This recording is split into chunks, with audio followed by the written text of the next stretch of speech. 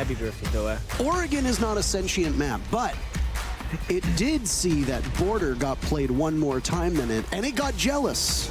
Oh, yeah. So it is now being played to once again match it. M80 will be playing for their second time today.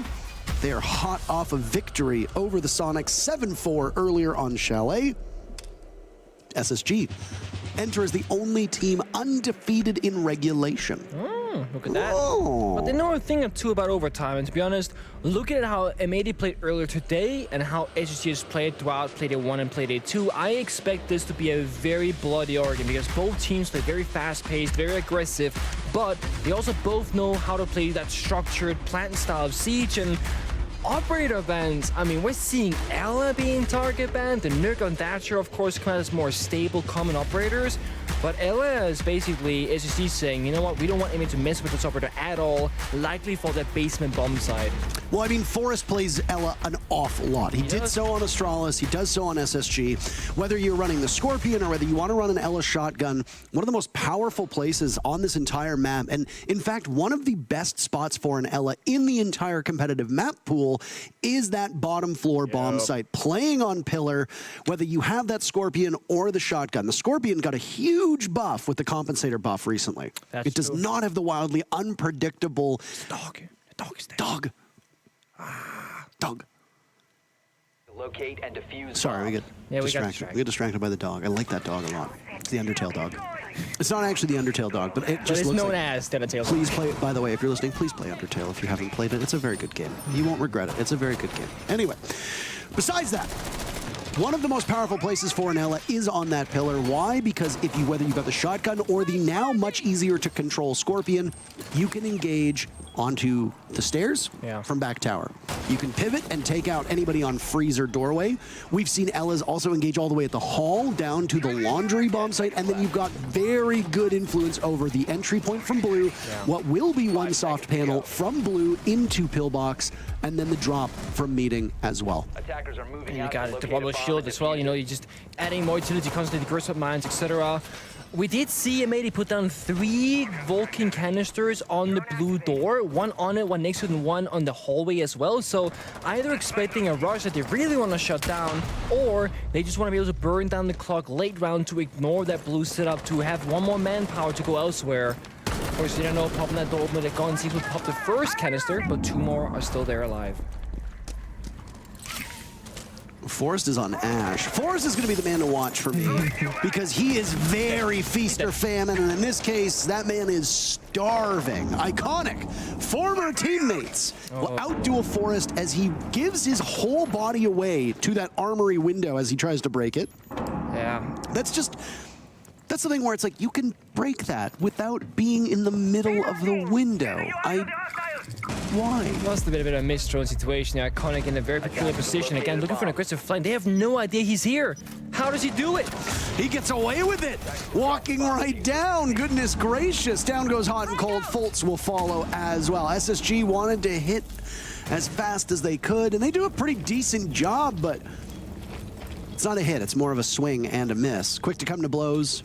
Doing some damage, not an insubstantial amount to Iconic, Spoit, and Diaz, but just ultimately not enough. Iconic a 3rd kill. That was a team effort. J90 soldiering in. He gets put to bed by Spoit. M80 still channeling that energy from their matchup against Sonics, firing on all cylinders.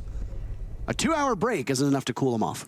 I mean, remind you that they ended the game against Sonics on a flawless round, and they started off on a flawless against SSG as well. I mean, the thing is, a 2-hour break, it might, you can look at it and say, okay, that's not a lot, so it must be easy to deal with, but at the same time, having a short break also means you can't really fully let go, right? If you fully let go, you just gotta charge up in an instant. So this is likely just them getting a bit of food, prep for the next game, probably sit like passively in either a deathmatch or a T-hunt and still staying warm, because 2 hours isn't that much time when you consider the prep work required for each of those matches. You gotta look at the possible map outcomes. It could be Oregon, it could have been Villa very easily as well. SSG decided between those 2 matches. And you gotta prep for all 4 bomb sites, how you attack it and defend it, etc. So a lot of things really go into this. operator bans, one thing that is standing out, of course, is that Ying is available. Dokkaebi as well. To insertion. Both have seen such a high ban rate throughout the first 2 weeks of NAL. 5 seconds remaining. And both in play in this round. J9O using that attack of repeat to go from Thermite onto a much more flexible and arguably execution-style operator onto the Ying. Has that secondary can open a hard breach gadget as well, so they can still go for multiple hard breach setups. For example, big tower breach into attic, as well as that master bedroom multi-generator. But iconic. Up above, always looking for a fight. He's gonna get it. 3 members ready for him. They're going to Candle him very quickly, but all right. No. Okay. That's too easy. J9O and Iconic, long-term teammates. Iconic squaring off against Forest and J9O, all previously on the Astralis team. Astralis exiting the scene, those players coming up as free agents along with TSM. And I'm reloading. well, a lot of teams have added those players. Merc, a TSM refugee, if you could call it. Oh, no. Iconic tries to get away, but it's Forest to have his revenge after Iconic had ended Forest's first round so quickly on. Attackers recovered the diffuser. But nice, a minute killed, and most importantly, the one operator that SSG loves on this map, in the previous iteration of SSG as a Ying, wasn't banned out. M80 decided to ban Thatcher instead. That allows us to see what SSG can do with the Ying on the board. Obviously, J9O dying early means not this round. Yeah. Could have been a great opening pick for them with the Ying, but instead, J9O dies. And it was actually Henry, the videographer from Astralis, that said, he made a tweet saying, "You are my brother, Anakin. For the first time in 749 days, these two will be competing against each other. Talk about history." That, of course, refers to Iconic and J9O, who were brothers in arms. Nate below for Merc, looking for something, doesn't find a single point of damage, but he, oh, actually, never mind, there's a shotgun from Kino doing so much damage. Swinging his way out. I'm telling you. You said it yourself. This gun in the hands of Kino just is stronger than for everybody else, and long faces on both Fultz and Hot and Cold as they now find themselves with just a single kill through these 2 rounds for SSG. Oh, yeah. I mean, that's tough. I mean, when you're fighting the aggression from A, it's so hard to stop them. Keep on fighting back, and you see here, I mean, Fultz, he knows he can't challenge up close because of shotgun. Oh, but Fultz had seen that underbarrel sight on the wall, that little laser sight. Knew he was coming up. The problem is that Fultz's attention needs to be upstairs towards the bomb site, not below. You don't have time to hunt these roamers right now. You have to get an execute off. It's the win condition for SSG at this moment. Maybe get Hot and Cold in the bomb site, get a pick or 2, but these are some unfriendly walls, and Gomez has the cross. It's a vaulted from Hot and Cold, almost flawless again. A single kill from Space Station, M80 up 2-0. Yeah. Now, the tertiary bombs on Oregon is where things really favor the attackers because the bomb sites, as you go through them, they get worse and worse, or rather more and more difficult to defend. So you always typically start basement. That's what M80 did. Flawless round. They go upstairs inside of that kid's bunk bedroom. They find almost a flawless success. Tertiary, things can get messy. They can choose between that meeting and kitchen, or they can go kitchen and dining bomb site. Right now, we do see them hovering the meeting one. That is the one with the highest play rate. Typically, you'll play towards the tower that is closest to you. So this bomb site, the bigger tower, aka bigger tower, is going to be where your eyes are going to be focused on for both teams. Whereas if you go for that meeting hold, you look at the small tower instead. Either way, the towers are in play. Peculiarly enough, Diaz on the bandit of all operators might be looking to bandit trick the attic perhaps up above to stop any breaches from the big tower side. That's typically where a team can take out the Maverick to stop that bandit from working its magic. Of course, with Thatcher being banned and SSG only hovering and Ace and Hibana, they don't have any easy way to pick Diaz off from that bandit trick position if you choose to go for it. Attackers are moving out to locate a bomb and defuse it. It's kitchen and meeting with the adjoining kitchen, connecting also over towards a dining hall. I like the way the teams approach both of them. This is a late setup, by the way. Oh, yeah. We don't really see teams extend that long into live action these days. Certainly not the way we used to. There's, you know, back in the, 2018 days, there would be teams doing setup with, 30, 40 seconds off of the clock at that point. I mean, back then when you had the old reinforcement system where everyone gets 2 each, you don't have, a pool of 10.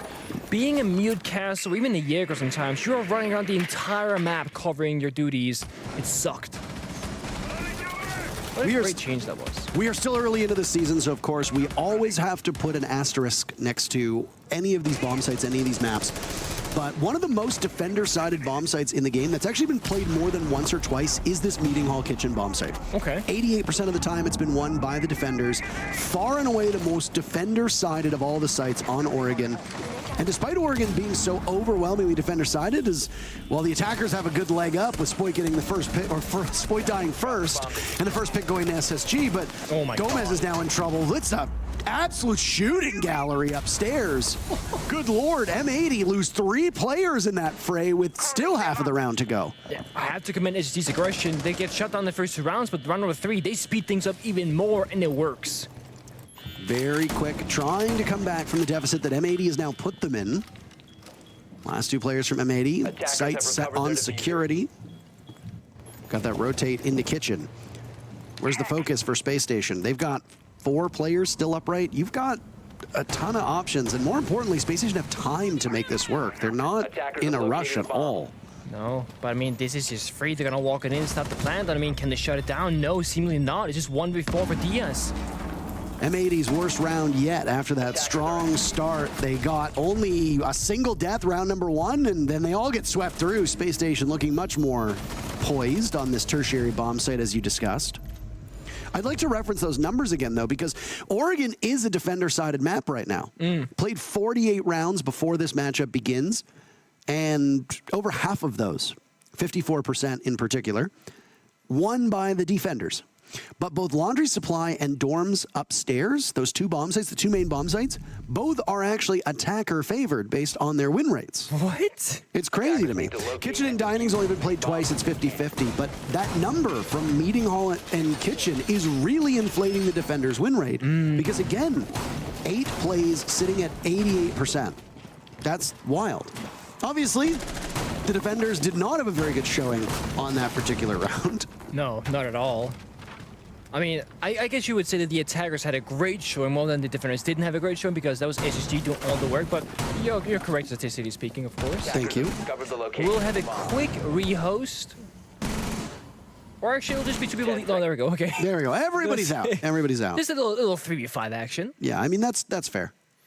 Not really. But a quick rehost. We'll boot things back up, slap in the numbers, the score, the upper bands, and get the server right on again. Shouldn't take that long. No, it shouldn't take that long. Of course, 2-1 in favor of M80. Going back downstairs to that base and bomb site where they're going to look very comfortable. They did change things up. Their Spoit was hovering the Thorn, which is pretty, uncommon. It could actually be because at Elaban that they want a different kind of information tool. The Thorn mines will work similar to the Griswold mines where, or the Razor shells, I guess, where if anybody walks too far forward into line of sight, it'll pop. It'll give you a very loud audible cue that something is happening there. And it's harder to see it for an attacker team than like barbed wire, for example. So you might think it's clear. You walk down a staircase, all of a sudden, you're exposed. Not good, you die. Yeah. Lobby just getting set back up as we get back into the action. First rotation of the bomb sites coming in. Laundry unlocks. M80 almost certainly will go there again. They have to. No, I was going to say, I think they have to. I think they have to, as far as I'm aware.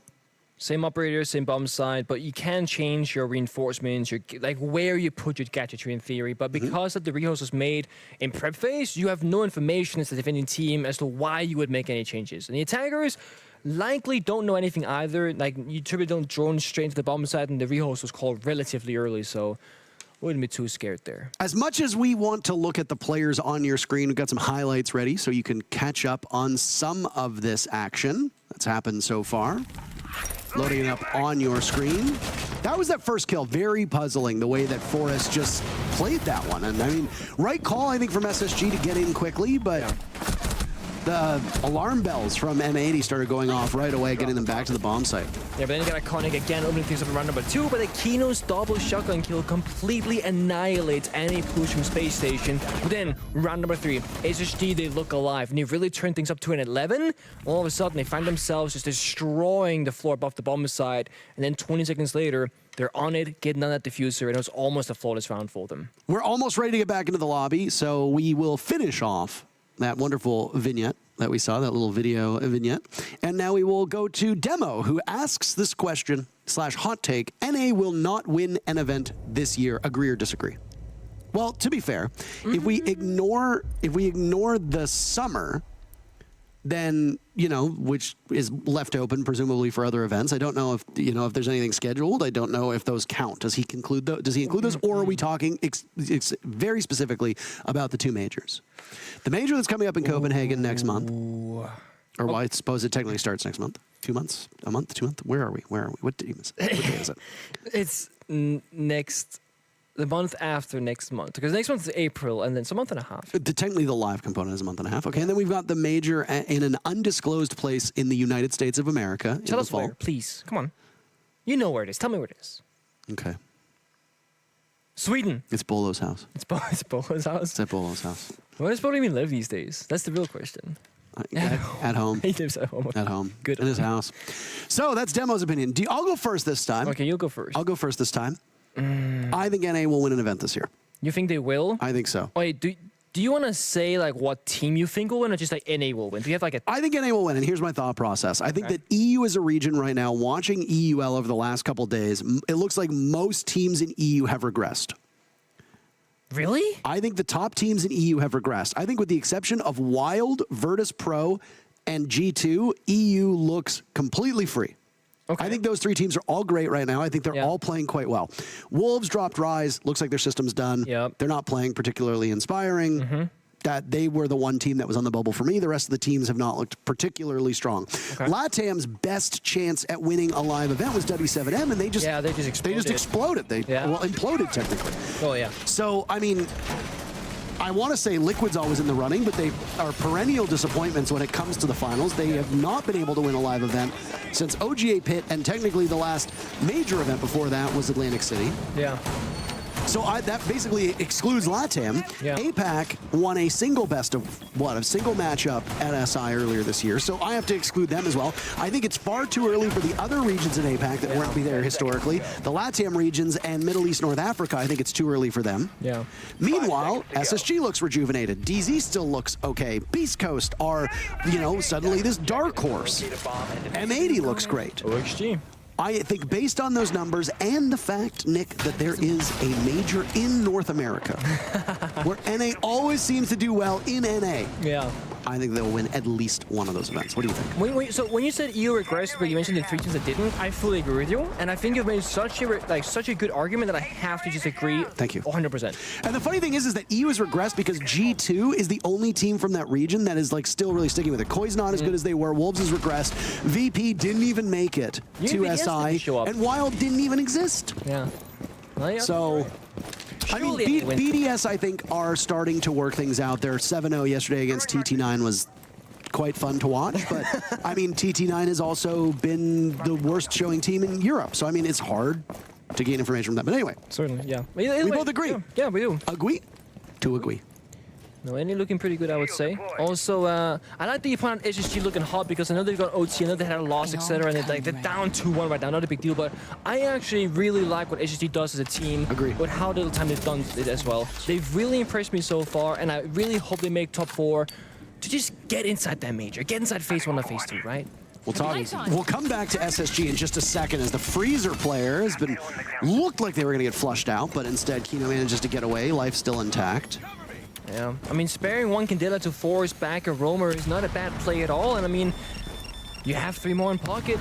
This time it's on Fulls, of course. It's Xenon finds himself on floors instead. Utility being the name of the game for SSG because the gunfighting didn't really go their way in the first 2 rounds. Already hitting these walls from above. Space Station like their brisk pace. They like it an awful lot. It's incumbent upon M80 to greet that with the same ferocity that they have before. Remember that the last time that SSG went to this bomb site, they were quick to the cut and thrust, and they got chopped down to size by M80. Flawless round for M80 to start off this matchup. So even a single kill for SSG beats where they were 3 rounds prior. Yeah, and they got, you know, execution operators forward. They start things off well as Forrest finds Keen. The smoke off the board in that elbow position is very important. There's more Candelas to go in and more bodies to be hitting the ground, trading back and forth. That favors Space Station at this point in a 4v2. Last two players from M80 sequestered in the same spot of the bomb site. Spoit and Diaz fighting for their lives, and there's Spoit good enough for a single kill onto Merc. Patrolling, watching Freezer, but Fultz is standing. Just pat, not moving an inch, not moving a muscle. Diaz has to reposition. So does SSG, though. Position given away as Diffuser goes down, and Fultz collects the final 2 kills. 1, and then another 10 seconds later. SSG tie things up. Yeah. And I want to praise just SSG. They had this very big flaw in the first week of NL where they would get really aggressive, get an opening, and then just keep aggressing forward and then lose the advantage. And again, they show us they get the advantage, then they slow things down. I mean, they even stopped planting in a 4 versus 2 just to have an extra gun up in case Spot was going to aggress in towards that plant position. And once they solidify the spot, once they feel comfortable in the 1v3 and they know the whereabouts of that last defender, then they start planting again. SSG, they have lost rounds in the past just a week ago, and it is haunting them. They do not want to make that same mistake. That is a great way to approach Rainbow Six Siege. To say, we recognize the problem, we work on it, and we fix it within a week's time, and all of a sudden, those 1 or 2 rounds they might have quote-unquote thrown last week, well, those rounds now go to you instead. And that can change you from going from a 7-5 victory to a 5-7 loss. And that is a massive thing because, you know, that's 1 round away from overtime, essentially, where you're guaranteed at least 1 point. And we know, SSG, they love going to overtime, but they don't always win when they go there. And they're still giving up at least 1 point by entering OT. I mean, I think the streak that's right on the line at the moment is just simply about, oh, Spoit's in trouble, but he gets away safely.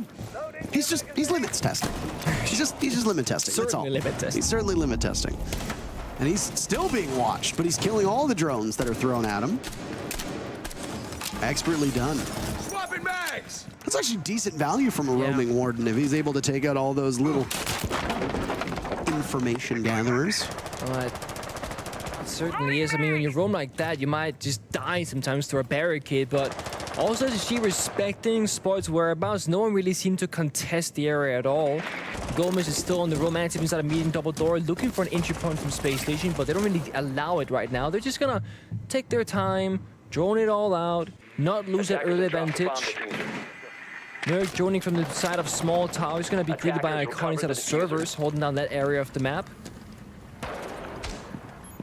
Surely he doesn't jump in bottom wide window. Surely not.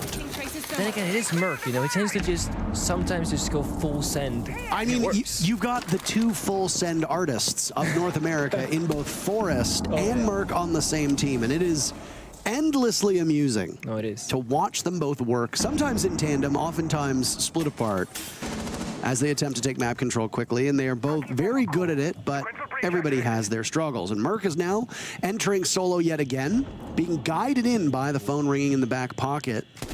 Nice shot on a Gomez. He must hear that there's a second call in the same proximity, though. Yeah. I mean, it's clinical. That's a great shot as well. Iconic, of course, he now knows Merc is roaming below, but he's lost his body system downstairs. Now he's either going to hit the site instead. Very quickly, Fultz pushing up. He has no more logic bombs. Calls come in. SSG sweeping through this site. Proximity alarms going. Diaz gets away, but Fultz is the hero of the round. 2 with the sidearm, and SSG takes the lead at 3 rounds to 2 for M80. And look at that. They do not a whole lot in the first minute and 30 seconds, but then Merc gets that small opening, that leading kill downstairs, and then you're gonna think, okay, Iconic is next in line, but no. They go straight up, they hit the bomb site, and it's a clinical execute. One small misstep is that, of course, Fultz missed the guy in the corner by the kid's chassis, but it didn't matter, because he found both kills regardless and didn't get traded out by the opposing team on the defense. M80, they look like the quote-unquote better team in the first 2 rounds, especially round number 1 with a flawless. But after that, SSG, they're now in the driver's seat and they're changing things up constantly. The operators they play, where they're entering from. I mean, right now, attacker repick is in play, this could change, but Dokkaebi, Flores, Blitz, Maverick, and Nash. Very different lineup from previous round, of course, except for the Dokkaebi, and things will just keep changing on out. The basement is going to be downstairs in basement, or the bomb site rather, will be in basement again. So they have to approach it saying, what have we done already as an attacking team? What have we yet to do? And how do we want to approach this? Because you can go for a blue rush with the Blitz. You can go for a backside take with the Blitz. You can go for a triple hatch drop, you know, lobby, freezer, and meeting hatch. You have so many options as an attacking team. It's all about how you tailor to your liking. Right now, that's a line and blitz combination, of course, with the floors and Twitch to clear out any utility. And there's tons into the blue, as you see. You talked about this before, right? You talked about multiple times how they do this. And again, huge value here from a single Flores drone. That's one of the things when you add this operator repick in, you can bring a Flores, you can bring a Twitch, and you just get incredible value. Barricade, 3 Goyo canisters, Banshee, gone to 2 of the Rotero drones from Flores, still 2 in pocket. Yeah, that is disgusting. And now Flores could at any moment just rush on into elbow and take that 1v1 if they want to. And they can do a slight roam clear bait and then all of a sudden say, you know what, JK, hit the bomb site. It's very possible because it's pretty much just Diaz downstairs. There goes another E1D. Merc is in, off to the races. There they are. They're in elbow downstairs. Absolutely. They're very quick in. Forrest on this blitz. He'd go for a plant. The site is completely empty, by the way. Fultz picks up 2 kills on both Diaz and Kino. Iconic goes down as well. On the ground, Gomez takes out Merc. They weren't expecting that. He and Spoit spread out about as far away from each other as you could be. And Spoit shoots the own alibi, Prisma. Not where you want to be. Both Gomez and Spoit reduced to a single point of HP. Fultz is in the hunt. Looking for a 4K, he'll have to settle for 3. Hot and Cold shuts down the first half. Space Station win 4 in a row. Yeah, and I mean, I said I was impressed by SSG, and I just want to say I am very impressed with this. They're changing the pace from fast to slow, fast and slow, and all of a sudden, they hit you with the 1-2 combo where they're doing a literal roam clear on the top and first floor of the map, while simultaneously hitting the bombs up with 2 members from Elbow and Blue because of that Flores and Blitz combination where in drone phase, they find the utility, and then they attack a repick onto Flores. He will clean it up in the first 10 seconds of the round, and then 40 seconds after that, when the fire is gone, the Banshee's gone, etc., the Blitz can literally just run in. And because they're doing the roam clear with the side push itself, they get big tower stairs pushed down while getting Elbow completely pinching that pillar position, which you said, Parker, the Ella ban, right? Ella is so strong in that position. That wasn't available to M80 either when they were on defense, and they just have Diaz on a Goyo there who has nothing but a gun, cannot really fight back against the Blitz from 2 members on tower stairs. They fall, side is free, 4-2 for SSG.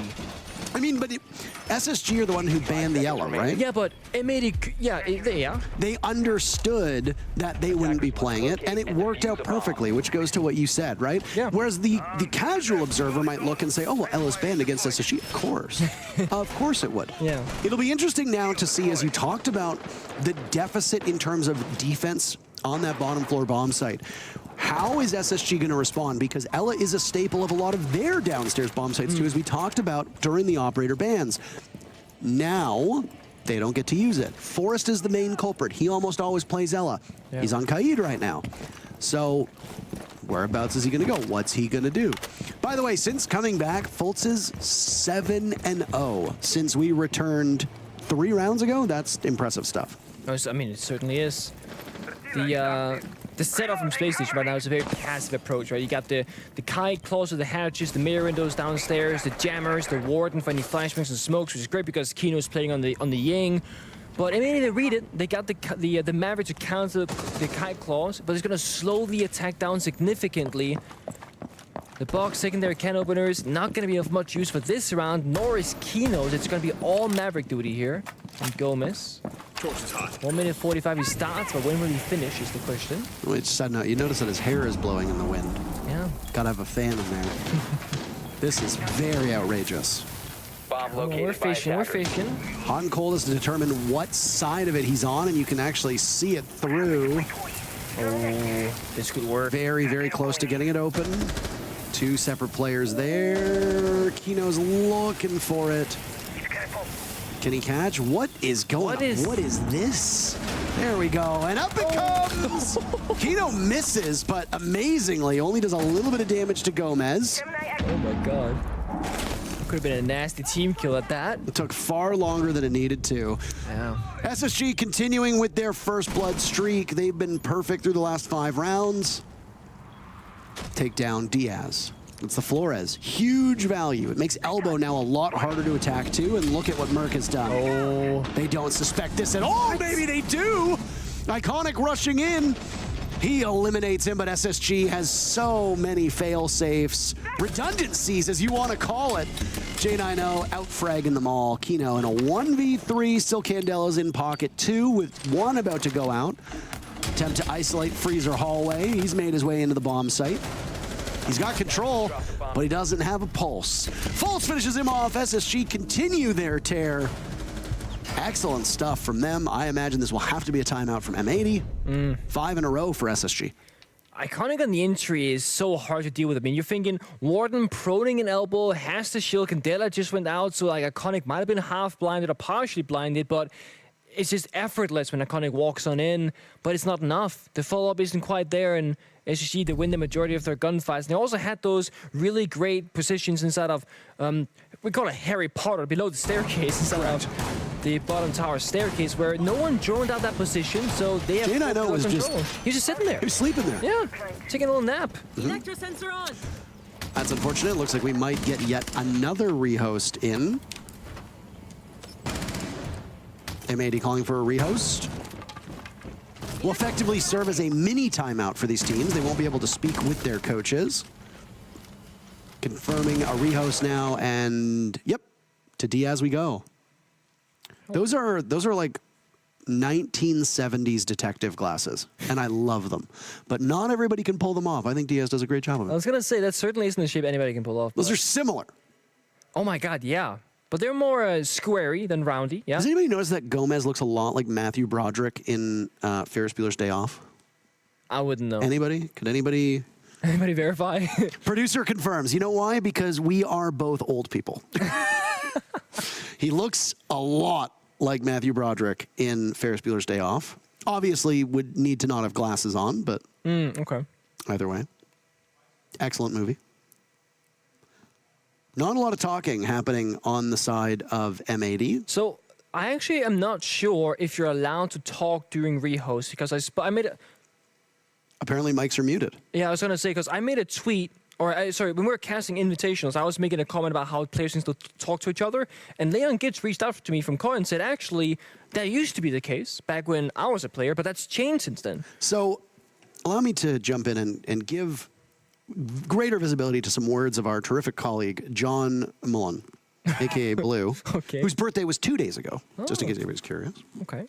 Or technically 3 days ago. I don't actually know what time it is right now. Anyway, he basically said that when there is a rehost, the teams should not be allowed to talk. And he referenced another esport in which teams used to call lots of rehosts and tech issues, but then would take the time to talk to each other. And the moment that the admins of that esport stepped in and said, hey, you're no longer allowed to talk to each other, magically, a lot of these rehosts ended. Not saying the same as here, obviously, though there have definitely been some conveniently timed crashes in the past over the course of the 7 to 8 years of our esport. Yeah. Limiting their ability to talk during a rehost, I think, seems quite fair. It does take the guesswork out of whether or not the rehost is a legitimate thing. Not that we want to call them liars, but... No, I mean, it's true. I mean, it just takes away that uncertainty of did they just want to have like a small tactical time or not? And of course we see teams do like a different approach where if you're in like a 1 versus 5 at the end of the round and there's a minute left, you can just walk into the sunset and just spend that minute actually having a mini tactical timeout instead. As we see quite often. Yeah. Right? But as was discussed, if I recall correctly, as was discussed, it was either earlier today or it was last week, because they all just blend together. When we were on LAN for the NAL, you could govern coaches. It was earlier today. It was an M80's game actually earlier today because we were talking about Spoit. You can govern who's talking to who when everybody is sitting behind the bench at the esports arena. Yeah. Right? Yeah. Now you can't do that. Everybody's online. It's a lot harder to police who is nearby, who's talking, who can be heard. And I think disallowing teams from talking during rehosts is a very sensible and very smart change. No, I'm a fan of it. I fully agree with you on that one. And it was all John's idea. Oh, John is the mastermind behind this. I've Thank you, Mr. you. Blue, in chat. Thanks. Thank Mr. Blue. 5 seconds So many great attributions that what have you done, Parker? What is like your thing? What have you contributed like fully to solo you? Do you have a thing like that? Well, actually, you have. You told me about my contribution. You told me about that. I don't know if I'm allowed to fully talk about it. Yeah, we playtested Villa, and at the time I said I referred to it as a Villa. But I also talked about how in a previous Rainbow Six game, they had Ave Maria playing during a coastal hostage rescue mission. And I said, if it's in the public domain, it doesn't cost you anything, you should have Ave Maria playing on the phonograph machine inside a Villa. And that's exactly what they've done. The record player, phonograph machine, whatever it is playing Ave Maria. It's one of the 3 songs. And that was a suggestion. Am I solely responsible for it? I actually don't know. I've never had confirmation as to whether or not calling it Villa was because of me or the But it's song. possible. But those were my suggestions at the time. Yeah. So if it wasn't due to me, at least I had a good mind for whoever did decide it. Yeah, no, absolutely. That whole great minds think alike. What's your contribution? I don't think I have any, unfortunately. That is absolutely correct. Yeah, I don't know. I bet it is a deployable shield, and I told them that I think it's going to be very strong, and it was. That's about all I've done. Yeah, good job. Like, nothing really changed, but it goes like that sometimes. M80 have rushed into this bedroom of the upstairs portion of Oregon. We are looking at a Dorm's defense on the side of Space Station. They lost the first 2 rounds, one of which was won by M80 flawlessly. Since then, SSG have been so good, but Fultz is a sitting duck. Not expecting M80 to be so quick to get in. Merc is just like tempting fate at this point. Channeling his inner Kino with that shotgun in hand. Diaz on M80 now knows what it feels like to be on the other side of it. Down goes Merc. Kino, we speak of the devil, and the devil shall appear. Losing most of his HP. He's the one holding on to the diffuser. Oh. Through that mirror window, just going to show the power. Hot and cold, swiftly beheading Spoit. Still in that power position behind the mirror window. Hot and cold can hang on for quite a while. Very similar to where Laxing was through a lot of that Parabellum game on border. Jane, I know, hanging out downstairs on laundry, but he hasn't been isolated. But Gomez, hello? Was he mid-reload? Was that the single bullet reload from Gomez? If so, get that replay. Clip that, clip that, clip that. Hot and cold now in a 1v2, does a little bit of damage to Kino. This is winnable. Diffuser is down. Hot and cold and Iconic in a 1v1. Iconic's chosen a different path, though, and he's got intel! The mirror window works against him, and that's a bit of an oversight from Houghton as Iconic plays that picture perfect. They prevent 6 in a row for SSG. M80 breaking Space Station streak. One of the things when you play a niche setup is that it's not the typical outcome for you as a player. And I think that's kind of what happened to Hot and Cold in that 1 versus 1. He quite literally did not seem like he knew that mirror was going to be there because it most likely isn't usually in that position. It's very uncommon to play mirror on the bomb site to begin with, and it's even more uncommon to play that double mirror in the setup that they did. Normally mirror would go downstairs like Parabellum did last week to extend below the bombs to use that C4. So pretty sure Hot and Cold unfortunately just was not aware, but Iconic, without flinching, just immediately recognizes that he can take bomb site control, sees the mirror, and just engages in that gunfight. Makes it way too easy for him. As Matthew Stevens couldn't even really fight back. 5-3 now. M80 looking alive in that previous round despite a few kills going in some odd ways with Dokubi phone call answers. We did see Iconic hovering the Blackbeard for just a moment, but he thought differently of it and goes to Brava instead. Trying to look at the utility that Brava is focusing on. There's the Kite Claws, the Banshees, and the Jammers and whatnot, and of course the default cameras. Brava and Oregon is actually very tricky to play, same with Twitch, because it's a very linear map. And sure, there are a couple of drone holes, but it's hard to get a drone into useful positions to hack things because of how small the map is in nature compared to, like, let's say, Bank. See you on the other side. Oregon's still a big map, though. It's obviously not the same size as Bank, but I think the correct thing that you pointed out was linear. Yeah. Right? I mean, when you look at gadgets that gain a lot of information, obviously the wider view is going to help a lot. A drone inside of lobby in Bank gains more intel than almost any other part of any map, period. It's true. Not the same for, you know, what would be probably the biggest area inside of this map would probably be meeting. And a meeting drone does give you a lot of information, but if there's no rotate in the kitchen, you have a single, again, linear line of sight. It's somebody's going to go through meeting, either drop one of the hatches or go to split. That's it. Did you not see the drone? Oh, there it is. He did. I think he was waiting to maybe try to bait them into it. I'm not sure. Oh. No! Spoit! Not good. Not what you want to see. Gomez runs up, and that is a devastating blow. M80 will now need to make up for that as they find themselves giving up the first pick, and Spoit's issues will continue. Good news for him. There's backup. Iconic not too far off. They're just over top of the bomb site. Damn, killer instinct, huh? Just Absolutely. hears the sound and goes for a perfect flick, doesn't hesitate.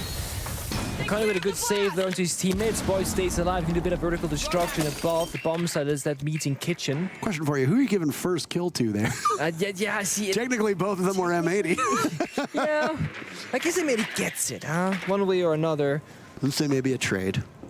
Oh, we could make it a trade, yeah. That's not a trade. bad one. That's a trade. There's no advantage gained. Nitro Cell goes out almost as if he knows it's coming from below. Hot and cold, losing out on that opportunity. Rotation here from M80. They want to hit the back instead, but Merc is not to greet them with a small tower.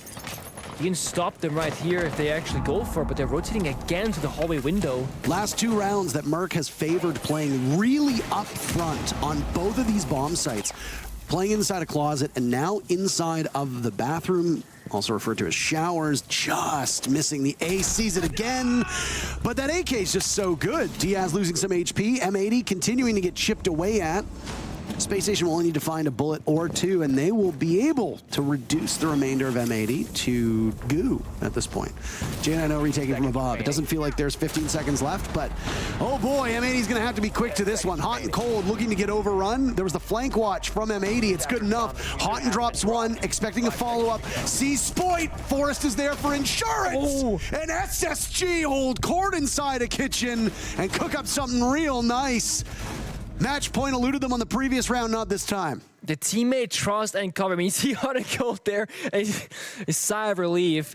I mean, it was so close. He was holding his ground in the kitchen saying, I gotta get my one shot down the first plant and trust my teammate to have the cover. And the cover was there. It was very close. But they come out on top, 6-3 in favor of Space Station. And of course, with that, immediately they calls a tactical timeout before things before the end. It's a very, very late timeout from M80, but I gotta say, they probably have a ton of confidence in themselves, and that's why they waited. You're in your final round. M80 needs to win 3 rounds in a row to go to overtime, a place that Space Station knows very well. Yeah. And then you're gonna go up against them in a best of 3 rounds, basically. M80 can still emerge from it, but they have lost the opportunity to pick up all 3 points with that round. More importantly, Space Station's streak of not losing in regulation continues onwards. Space Station can still lose this match, but it would happen in no fewer than 5 rounds. It would have to happen in overtime.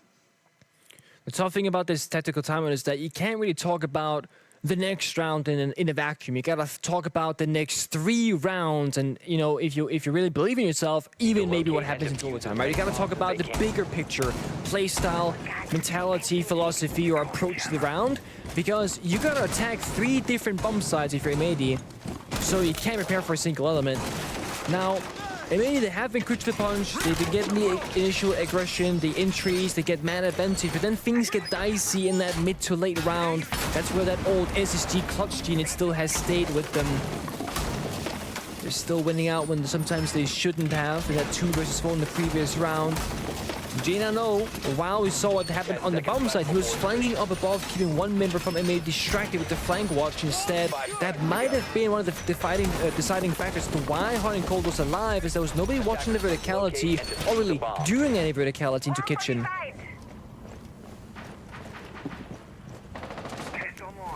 Both teams obviously get to talk. Call out knows timeouts very well. One thing that we tracked a bunch at the 6 Invitational event that just happened last month. Specifically how proficient Call out is in those timeout moments. He didn't call it, but he'll still be able to talk to his team. Yeah. The thing is, right now, with Azami and Solus being banned as frequently as they are, if one of them is going to be banned per match, which usually you can bet on that, it leaves Kaid, Valkyrie, or Mira as one of the other bans, freeing up 2 incredibly strong operators. Mira being available is somewhat of a new thing to see. Sorry, hold on a second. Spoit just sent Merc into the Shadow Realm. Yeah. Merc just evaporated. I don't even think Merc exists as a person anymore at this point. He got snapped away. That's the Spoit effect. It's been very formidable so far in M80, and I mean, Spoit is one of those players where you can just kind of slot in on any team properly and do pretty well. Just say, go in, take this area, kill this guy, I'll join you in, boom. You'll probably find success with him there. No matter what team. Is Han looking to retake through those freezer stairs, or is he just simply holding this position? That's the question. I think they recognize they gotta have a bit of aggression, losing that early manpower of Merc, because you cannot play this 4... I mean, you can play it 4v5, but it's definitely not where you want to be, so try and leverage it back to a 4v4 and then play it to the book. Iconic was on flank watch on the previous round. Will he find himself in that same position, same circumstances this time? We'll wait and find out, because Hot and Cold will be the one to go on flank. Those are not freezer stairs, by the way. I thought they were. Those are just main stairs. Fultz is a drop as well. He's off site. He's still been undiscovered as far as we are aware, over by security. And there's the soft hatch right next to him. At any given moment, he can drop. Nitrocell goes out. It's a bit too early by about half a second. That could have been enormous. Spoit taking damage now. 1 minute left. M80 want to get in on the rush. They want to push this advantage that they have. They've lost the advantage, though, and there's Fultz retaking from above onto Gomez. Iconic had been felled as well. And suddenly, M80 trailing, but they've gained that advantage back. Wait a minute! J9O says no, and he ends the whole match. Space Station, the kings of overtime, they don't need to go to it because they